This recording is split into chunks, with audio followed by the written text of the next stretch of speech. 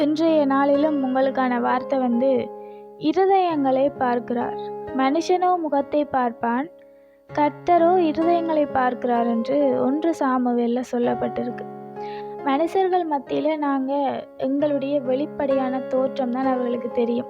எங்களோட வாழ்க்கையில் இருக்கிற கவலைகள், கண்ணீர்கள் எதுவுமே அவர்களுக்கு தெரிகிறதில்ல. நாங்களும் அதை வெளிக்காட்டுறதில்லை. ஏன்னா நாங்கள் எவ்வளவு கவலைகள், கண்ணீரோடு இருந்தாலுமே ஜஸ்ட் ஒரு ஸ்மைலில் எல்லாத்தையுமே அடக்கிடுவோம். அப்போ மனுஷர்கள் மத்தியில் நாங்கள் காட்டுறது எங்களோட சிரிச்ச அந்த முகத்தை தான்.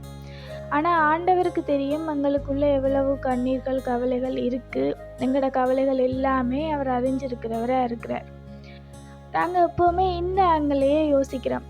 ஆனால் இதுக்கு மட்டும்தான உண்டா அந்த வசனத்தை நாங்கள் இன்னொரு வகையில் தியானித்து பார்த்தா, நாங்கள் சில சமயங்களில் மனதில் ஒன்றை வச்சுக்கொண்டு வெளியில் ஒன்று கதைக்கிறவர்களாக இருந்தால் அதையும் ஆண்டவர் பார்க்குறார். சில சமயங்களில் நாங்கள் கோபங்கள், வைராக்கியங்களை மனதில் வச்சுக்கொண்டு வெளியில் அது எதுவுமே இல்லாதது போல் கதைப்பமாக இருந்தால் அதுவும் ஆண்டவர் பார்க்குறார்.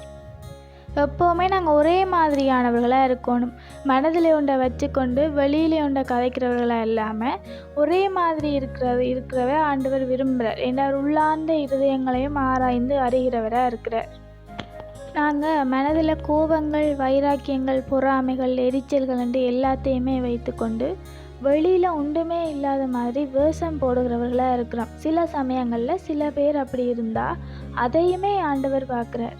அப்போ நாங்கள் எங்களோட கண்ணீரையும் கவலையும் தான் ஆண்டவர் பார்க்குறாருன்றதை மாத்திரம் நாங்கள் அந்த ஆங்கிளில் மாத்திரம் யோசிக்காமல் இப்படியும் ஆண்டவர் பார்க்குறாருன்றதை இந்த ஆங்கிளையும் யோசித்து நாங்கள் விட வேண்டிய குணங்கள் இருந்தால் அதையும் அவர்கிட்ட விட்டுட்டு ஆண்டவர்கிட்ட முன்னாலேயும் மனுஷர்கள் முன்னாலேயும் நாங்கள் ஒரே மாதிரி குணமுடையவர்களாக இருப்போம்.